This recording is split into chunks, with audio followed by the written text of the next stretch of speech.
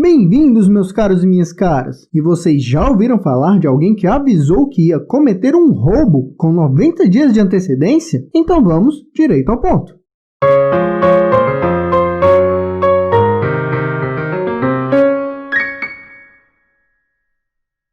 Se você navegou na internet por tempo suficiente, você com certeza já ouviu ou viu alguém falando que imposto é roubo. Essa, na verdade, é uma frase de efeito muito comum entre pessoas que se identificam como libertárias. Correndo o risco de ser reducionista, não vamos aqui entrar em detalhes e minúcias sobre o pensamento libertário, nem sobre autores que defendem o libertarianismo. Para os fins deste vídeo, a gente vai ficar só com um quadro geral. Pois bem, existem diferentes correntes de libertarianismo, algumas por vezes se confundindo com anarcocapitalismo. Libertários contemporâneos, em geral, advogam pelo capitalismo laissez-faire, com especial enfoque no direito à propriedade. Um resumo seria que libertários defendem o máximo de liberdade individual e o mínimo de autoridade governamental, ou até a inexistência de qualquer governo. De modo que os valores fundamentais do pensamento libertário são a liberdade de expressão, de reunião, de ter armas de fogo, liberdade religiosa, de imprensa, de propriedade e liberdade econômica. Em geral, eles também se opõem à tributação e a políticas de bem-estar social, ou welfare state. Ou, como o Partido Libertário Americano descreve, pensamos que todos os indivíduos têm o direito de exercer exclusivamente domínio sobre suas próprias vidas e têm o direito de viver da maneira que melhor lhes convier, contanto que não interfiram forçosamente nesse mesmo direito de outras pessoas. Enquanto as pessoas podem ser justificadamente forçadas a fazer determinadas coisas, a mais óbvia delas é a de se abster de violar o direito alheio, elas não podem ser coagidas a servir ao bem comum da sociedade, ou mesmo seu próprio bem. Em outras palavras, como defende Rothbard, o libertarianismo é baseado em regras bem simples. O seu corpo e os bens que você obtém por trocas voluntárias são seus, e você tem o monopólio dessas coisas. Não roube, não cometa fraude e não pratique violência. O Estado interfere nesse monopólio ao exigir tributos das pessoas, já que, por sua natureza, tributos não são voluntários. E o autor vai além. Normas são desnecessárias, porque o mercado, livre concorrência, consegue obter um respeito normativo comercial adequado para a propriedade sem a intervenção estatal. O livre mercado é o meio suficiente de se fazer cumprir normas éticas. Portanto, podemos concluir que o libertarianismo é uma ideologia ou filosofia política que propõe uma defesa extremada da liberdade individual, que se traduz em semelhante defesa do direito de propriedade, geralmente como uma consequência do direito natural, ou seja, o indivíduo nasce com o direito absoluto à propriedade dos bens que ele obtiver por seu esforço. Daí se extrai a máxima de que imposto é roubo. E agora é aquela hora que a gente pergunta: será que é mesmo? Vamos analisar isso a fundo? Bem, sob o ponto de vista jurídico, essa frase de efeito é totalmente equivocada. Começando pela definição de roubo, que é o crime de subtrair coisa móvel alheia para si ou para outrem, mediante grave ameaça ou violência à pessoa, ou depois de havê-la, por qualquer meio, reduzido à impossibilidade de resistência. Roubo é uma conduta tipificada e proibida pelo ramo do direito mais severo, o direito penal, que, no Brasil, pode sujeitar as pessoas que descumprirem as normas à prisão ou até mesmo à morte. O elemento definidor do roubo é o emprego da violência para subtração de um bem. Mas, vejam, estamos falando do ramo mais severo do direito, ramo que traz consigo várias restrições, como o princípio do indúbio pro réu, justamente porque esse ramo mexe com a restrição do preciosíssimo bem da liberdade individual. E uma dessas restrições é que a interpretação da lei penal que não seja favorável ao réu deve ser restrita. Por exemplo, quando a lei penal fala em crime, não se pode ler contravenção penal, que são delitos mais brandos, como recusar-se a receber pagamento em dinheiro ou perturbar o sossego alheio. Assim, é crime a receptação de bens que são frutos de um crime, mas não é crime a receptação de bens que sejam produtos de contravenção, como o jogo do bicho. Outro exemplo: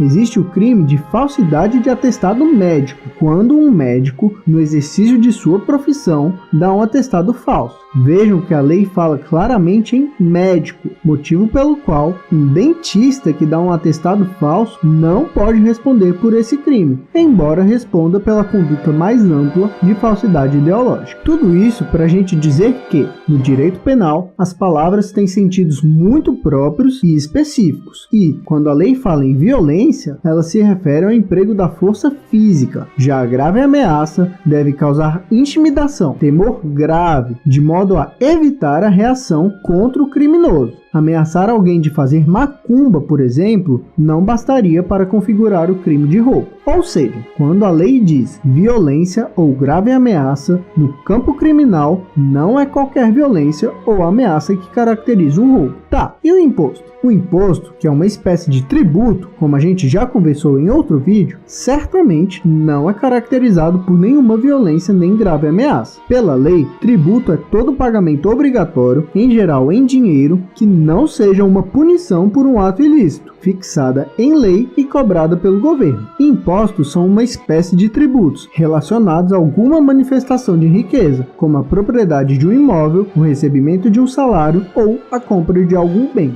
Tá, é obrigatório, independe da vontade da pessoa. Mas qual é a ameaça? Deixar de pagar um tributo não é crime. Ninguém está ameaçado de ir preso se deixar de pagar um imposto. Diferente é a situação da sonegação fiscal, que são fraudes para pagar menos tributos. No caso, quem não paga o imposto fica sujeito a uma multa e, eventualmente, o governo pode pedir na justiça esse dinheiro. Se o juiz concordar com esse pedido, o governo pode penhorar o dinheiro devido direto na sua conta. Quer dizer que não existe grave ameaça no não pagamento de um imposto. Se você deixar de pagar, no máximo você vai ser multado e vai ser ajuizado a uma execução fiscal e você vai poder se defender. Bem diferente da violência ou grave ameaça do direito penal, não? Afinal de contas, quando foi a última vez que alguém, antes de roubar outra pessoa, solicitou autorização de um juiz conforme uma lei prévia aprovada por representantes eleitos do povo? Eu desconheço. Mas tem mais.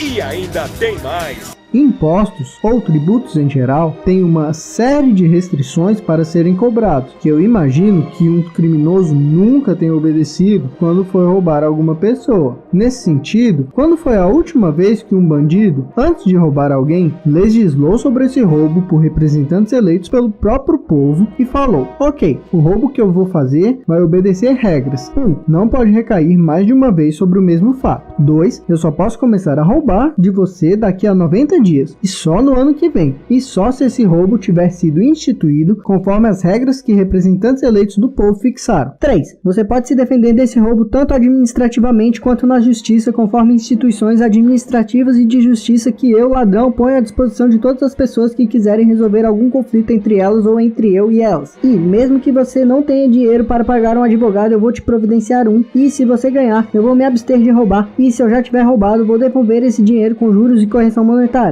4. Esse roubo só poderá recair sobre determinadas manifestações de riqueza somente quando você praticar fatos previamente definidos, também por representantes eleitos do povo, segundo regras fixadas por representantes eleitos do povo. 5. Esse roubo não pode ser praticado contra igrejas, nem contra livres, sindicatos de trabalhadores, partidos políticos, instituições de ensino, porque seria muita sacanagem. 6. Você pode destinar uma parte desse roubo para a cultura ou para sua instituição de caridade preferida, etc.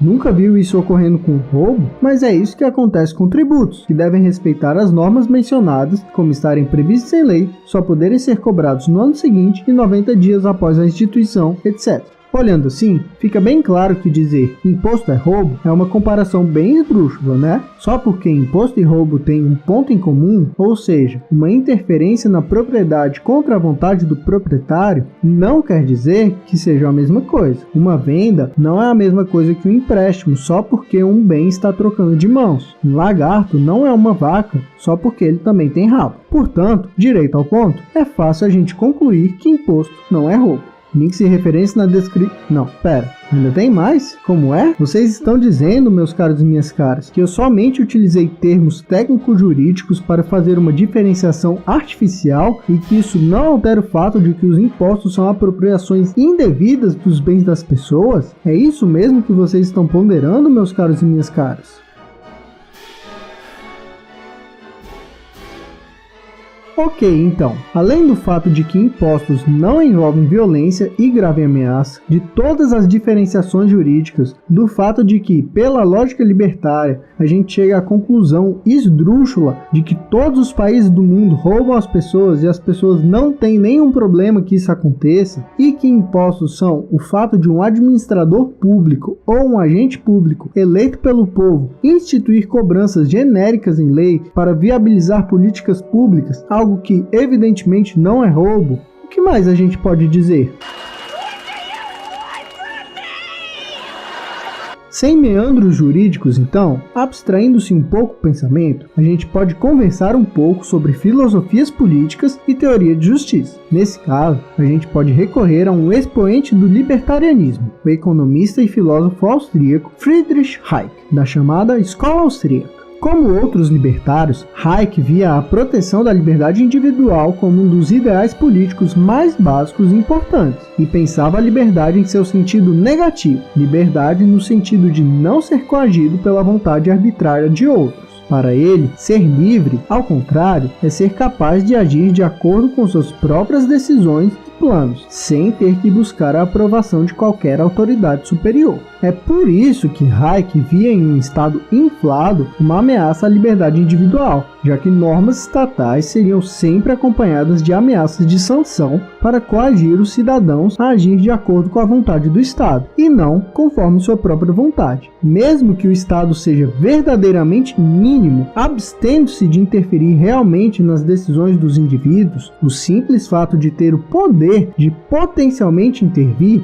significa que seus cidadãos são subjugados. Em oposição ao Estado, Hayek advoga a tese libertária de que os mercados livres e a propriedade privada são uma pré-condição necessária para a liberdade. Afinal, o direito de propriedade fornece aos indivíduos um domínio no qual eles não precisam buscar a aprovação de outra pessoa para agirem como desejarem. Os direitos de propriedade fornecem aos indivíduos um tipo de jurisdição sobre a qual sua própria vontade é lei. E o livre mercado, especialmente o mercado competitivo, serve como uma barreira contra o desejo de qualquer um de abusar do poder. O dono da loja pode querer abusar da propriedade dos alimentos, mas o livre mercado garante a existência de outras lojas. Se o preço é abusivo, qualquer um pode abrir uma loja concorrente com preços justos e lucrar, o que, no limite, força todas as lojas a praticarem um preço justo. O mesmo raciocínio se aplica a outros produtos e ao mercado de trabalho, ou seja, o livre mercado seria per si suficiente para pôr em xeque abusos de poder.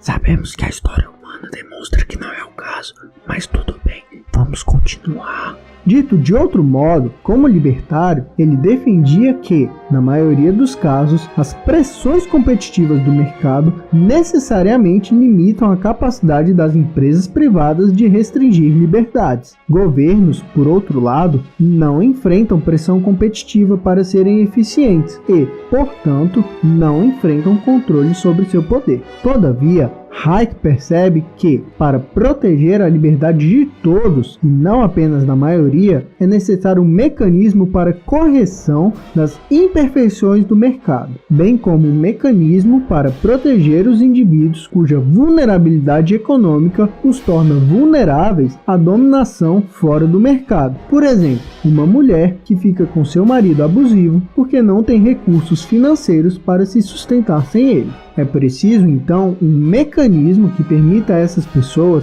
escapar da situação de sujeição e subjugamento, levados por questões de desespero extremo. Assim é que Hayek fala, por exemplo, na proposta de uma renda básica universal, como garantia de opção para as pessoas. No nosso exemplo, essa renda básica possibilitaria que a pessoa deixasse um relacionamento abusivo ou um trabalho abusivo. E aí é que está! É evidente que essa renda básica deve ser financiada por tributos, já que não há nenhuma razão ou caso empírico que nos autorize concluir que o livre mercado vai garantir uma renda básica universal. Portanto, Hayek, expoente do libertarianismo, reconhece que deve haver a imposição de algum tipo de coerção, ou seja, tributação não é necessariamente incompatível com ideias de liberdade extremada nem para um ícone do pensamento libertário. Um sistema tributário baseado em regras claras, gerais e anteriores, fixadas por procedimentos democráticos, com alíquotas razoáveis para fins genuinamente públicos, ainda que seja de alguma forma uma interferência, certamente não é uma interferência arbitrária. Daí porque, não só juridicamente, mas em termos mais abstratos também, imposto não é roubo. Para Hayek,